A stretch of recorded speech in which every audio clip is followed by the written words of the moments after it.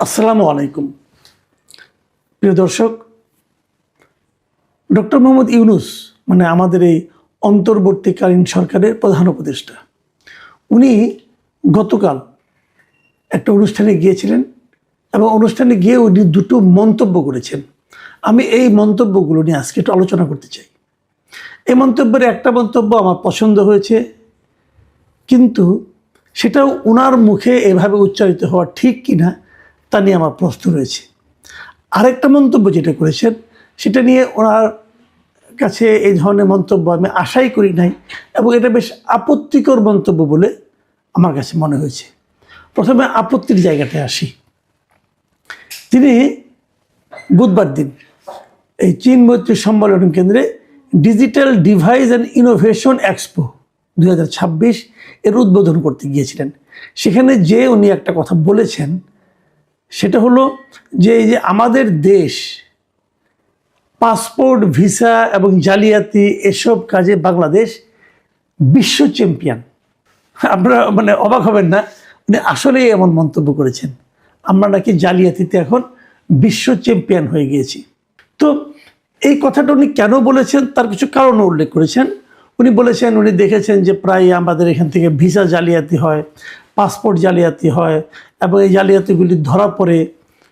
বহু দেশ আমাদের পাসপোর্ট গ্রহণ করে না, কারণ ভিসা, জাল পাসপোর্ট এগুলো। এবং আমেরিকান ভিসাও নাকি জালিয়াতি হয়, এ সমস্ত কথা উনি বলেছে। তারপরে বলেছেন যে এটা একটা জালিয়াতির কারখানা বানাইছি আমরা, আমাদের দেশটাকে আমরা জালিয়াতির কারখানা বানিয়ে ফেলেছি। তারপর আবার একটু প্রশংসা করেছেন, বলেছেন যে আমাদের বুদ্ধি আছে, না হলে জালিয়াতি করতে পারতাম না। এই পুরা জিনিসটাই হলো না, পুরা বক্তব্যটা হলো এক ধরনের ফাজলামো। আমি ফাজলামো শব্দটা ইউজ করছি কারণ উনি যত বৃহৎ লোকই হন না কেন, যত বড় মানুষই হন না কেন, উনি পুরো জাতিকে নিয়ে এ ধরনের একটা মন্তব্য করতে পারেন না। আপনারা বিশ্বাস করবেন কিনা আমি জানি না, এই নিউজটা আমি আসামের একটা টেলিভিশন, সেই টেলিভিশনের একটা নিউজে আমি এই নিউজটাও দেখেছি আজকে। এবং তারা কিন্তু বিস্ময়ের সঙ্গে বলেছে যে দেশের যিনি সরকার প্রধান তিনি বলছেন যে তারা নাকি জালিয়াতিতে চ্যাম্পিয়ন হয়ে গেছে। তার সারা দুনিয়ার কাছে কি মেসেজ যাচ্ছে যে সরকার প্রধান নিজে, যাকে দেশটা চালানোর দায়িত্ব দেওয়া হয়েছে, যিনি এই দেশে গত 18 মাস ধরে শাসন পরিচালনা করছেন, তিনি 18 মাসের শেষ ভাগে এসে উনি স্বীকার করছেন যে আমাদের দেশটা একটা জালিয়াতির কারখানা হয়ে গেছে। এদেশের মানুষ জালিয়াতি করে। এর চেয়ে বড় অপমান এই জাতিকে এর আগে কখনো কেউ করেছে বলে আমার কাছে মনে হয় না। ডক্টর ইউনূস আমাদের সেটাও করলেন। আমার প্রশ্ন হলো যে হ্যাঁ, আমরা শুনেছি ভিসা জালিয়াতি হয়, আমরা শুনেছি পাসপোর্ট জালিয়াতি হয়, এই পাসপোর্ট চালু হয়েছে, এখন জালিয়াতি কিভাবে হবে ভাই? আমি তো গত 5-10 বছরে কখনো শুনিনি যে পাসপোর্ট জালিয়াতি হচ্ছে। উনি কোথায় পেলেন এটা? এটা কোনো কথা? আচ্ছা, উনি আবার একটা উদাহরণ দিয়েছেন। উনি নাকি মধ্যপ্রাচ্যের কোন একটা দেশে গিয়েছিলেন, সেখানে এক মন্ত্রীর সঙ্গে ওনার আলাপ হয়েছে এবং ওই মন্ত্রী ওনার বন্ধু, সেটাও আবার বললেন। এবং তাদের সঙ্গে আলাপ করলেন যে আমাদের ভিসা কেন রিজেক্ট হয়ে যাচ্ছে। তখন উনি কিছু কাগজপত্র দেখালেন এবং দেখালেন যে একজন মহিলা ওখানে গিয়েছেন ডাক্তারের সার্টিফিকেট নিয়ে, এবং তাকে ওখানে গৃহকর্মীর কাজ দেওয়া হয়েছে এবং ওনাকে ডাক্তারের সার্টিফিকেটটা ভুয়া, জাল। এখন আমি একটা প্রশ্ন আপনাকে করি ডক্টর ইউনূস, আপনি এই গল্পটাকে বিশ্বাসযোগ্য? আপনার এই গল্পটা, আমি এটাকে গল্প বলবো, এই গল্পটাকে বিশ্বাসযোগ্য? যদি কেউ গৃহকর্মীর কাজে যায়, সে ডাক্তারি সার্টিফিকেট নিয়ে যাবে কেন? সে নিজে ডাক্তার এটা বলবে কেন? যদি কেউ ডাক্তার হয়, সে গৃহকর্মী হিসাবে মধ্যপ্রাচ্যে কেন যাবে? প্রথমত এটা কথা। দ্বিতীয় কথা হলো, যদি কেউ ডাক্তারের সার্টিফিকেট নিয়ে মধ্যপ্রাচ্যে যায়, যে কোনো ডাক্তার না, যে কোনো সার্টিফিকেট নিয়ে আপনি বিদেশে যান না কেন, সেই সার্টিফিকেটটা কিন্তু আমাদের পররাষ্ট্র মন্ত্রণালয় কর্তৃক সত্যায়িত হতে হয়। পররাষ্ট্র মন্ত্রণালয় যারা সার্টিফিকেট দেন তাদের সঙ্গে যোগাযোগ করে দেখেন যে এই সার্টিফিকেট ঠিক আছে কি নেই, তারপরে ওনারা পাঠান। তাহলে পররাষ্ট্র মন্ত্রণালয়কে সার্টিফিকেটটা সত্যায়িত করার সময় দেখেনি। তাহলে দায়টা তো পররাষ্ট্র মন্ত্রণালয়ের, যিনি এটা অ্যাটাস্টেড করেছেন তার দায়। তো আপনি কোন জগতে আছেন আমি এটা বুঝি না। কেউ একজন বললো, আপনি বিশ্বাস করলেন, আর বিশ্বাস করে এসে আমাদের উপরে চাপিয়ে দিচ্ছেন যে আমাদের মেয়েরা ডাক্তারের হিসাবে, ডাক্তারের সার্টিফিকেট নিয়ে মধ্যপ্রাচ্যের যে গৃহকর্মীর কাজ করে। এটা আপনি কী করে বলেন? মানে আমার মাঝে মাঝে মনে হয় ওনার বয়স হয়েছে, তো বয়স হলে অনেক সময় এরকম কিন্তু হয়, মানে একটু বুদ্ধির আগোছালো হয়ে যায়। আমার কাছে ওনার তাই মনে হচ্ছে এখন। এই যে একটা জাতিকে আমরা জাতি হিসেবে এত খারাপ, সেটা আপনি প্রথম আবিষ্কার করলেন। ভাই, বাঙালি জাতি অত খারাপ না রে ভাই। বাঙালি জাতি ওই ডাক্তারের সার্টিফিকেট নকল করে, নকল ভুয়া জাল সার্টিফিকেট নিয়ে যে ওখানে গৃহকর্মী কাজ করে না ভাই। আপনার কোনো প্র্যাকটিক্যাল এক্সপিরিয়েন্স নাই এই সমস্ত বিষয়ে, না বাঙালির সম্পর্কে আছে, না আমাদের যেভাবে কাজকর্মে যায়। হ্যাঁ, আমি মানি, আমি স্বীকার করি, যারা বিদেশে লোক পাঠায় তারা নানা ধরনের প্রতারণা করে।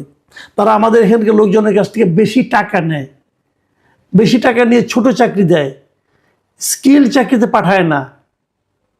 তো এই সবই ঠিক আছে, আমাদের ইনকাম কম হয়ে যাচ্ছে, সেটাও মানতে রাজি আছি। কিন্তু এর জন্য তো সেই মন্ত্রণালয় দায়ী এবং আদম ব্যবসায়ীরা দায়ী। আপনি আদম ব্যবসায়ীদের অপকর্মের দায় পুরো জাতির উপর চাপিয়ে দিতে যাচ্ছেন, এটা কীভাবে সম্ভব? এবং এটা আপনি কোন রুচিতে এটা করলেন? কোন রুচিতে আপনি একটা ওপেন প্ল্যাটফর্মে এমন কথা বলতে পারলেন? সরি মিস্টার ইউনুস, আপনার ব্যাপারে আমি খুব হতাশ হলাম। এইগুলো একটা বিষয়। আরেকটা বিষয় আমি বলি একটুখানি, যে বিষয়টা নিয়ে আমি একটু পছন্দই করেছি ওনার কথাটা, কিন্তু পছন্দনীয় বাট প্র্যাকটিক্যাল না, সেটা একটু বলি। সেটা হলো, ওই অনুষ্ঠানে উনি বলেছেন যে সরকারি কর্মচারীদের 5 বছরের বেশি সরকারে থাকা ঠিক না। মানে যত আমলা আছেন অথবা ডেপুটি সেক্রেটারি আছেন, এদের কারোরই 5 বছরের বেশি রেখে থাকা ঠিক না। এটা কথাটা একদিক দিয়ে ভালো, আরেক দিক দিয়ে ছেলে মানুষই। আর ভালোটা কেন, সেটা উনি ভালো হওয়ার যে কারণ দেখিয়েছেন, সেটা হলো কি যে তাদের, উনি বলছেন, ওনার কথাটা শুনেন আপনার, তাহলে বুঝবেন। উনি বলেছেন যে সরকারি কর্মচারীদের 5 বছরের বেশি সরকারে থাকা ঠিক না, কারণ তার মন একটা কাঠামোর মধ্যে ফিক্সড হয়ে গেছে, এর থেকে সে বেরোতে পারে না। নতুন লোক যারা বাইরে থেকে দেখছে তাদের নিয়ে আসতে হবে। এটা একদিকে ঠিক, হ্যাঁ, কাঠামোর মধ্যে তারা ফিক্সড হয়ে গেছে। সমস্যাটা কি, বাইরের থেকে লোক আনলে কি ভালো হয়ে যাবে? আপনাকেও তো আমরা বাইরের থেকে নিয়ে যা প্রধান উপদেষ্টা বানিয়েছিলাম। দেশটার কি হাল করেছেন ভাই? আপনি তো ফিক্স ছিলেন না, বাইরের থেকে নিয়ে যেয়ে বসাইছিলাম আপনাকে। আপনি দেশটার কি হাল করেছেন বলেন? আপনি অনেক এনেছেন বাইরের থেকে এনে, কি হাল করেছে তারা দেশটাকে? কিছুই বুঝে না, ওখানে যে খাচ্ছে। এবং আপনি নিজেও আপনার ইন্টারভিউ বলেছেন যে আপনি এগুলি কিছু বুঝেন না, শেখার তো চেষ্টা নাই কোনো।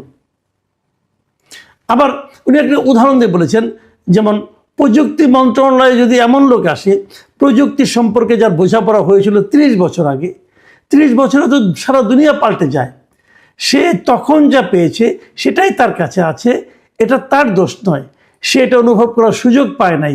কাজেই যে অনুভব করছে সে যেন আসতে পারে। ভালো, এই কথাগুলো কিন্তু আমি খারাপ বলছি না, কিন্তু আপনি আমাকে বলেন, আমি যদি বলি উল্টোভাবে, একটু কুতর্কই করি, হ্যাঁ, কিছু মনে করেন না, একটু কুতর্ক করি। আপনি যেভাবে দেশ চালাচ্ছেন, আপনি যেভাবে ভাবছেন, আপনিও তো ভাবছেন আজকের থেকে 3 দশক, 4 দশক, 5 দশক আগের কথা। আপনিও তো একজন বয়স্ক লোক, আপনি সবাই, অন্য কেউ পায় না করতে, আপনি পারেন খেলে একা? এটা কি হয় ভাই? আপনি তো আপনি এখানে বলতেছেন যে 5 বছর বেশি থাকা ঠিক না, আপনি তো গ্রামীণ ব্যাংকের এমডিগিরি ছাড়তেই চান নাই, আপনাকে জোর করে ধাক্কে এখান থেকে নামানো হয়েছে।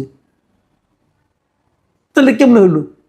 যে জিনিসটা অন্যদের জন্য প্রযোজ্য সেটা তো আপনার জন্য প্রযোজ্য হবে, নিয়ম তো সবার জন্য প্রযোজ্য। তা তো আপনি করেননি, আপনি তো ছাড়তে চান না। তখন আপনি বলতে যাচ্ছেন যে আপনি ছাড়া আর সবার জন্য এটা প্রযোজ্য। এটা তো হলো না ভাই, এটাই তো স্বৈরাচারী আচরণ, তাই না? আসলে আধুনিক হতে হবে।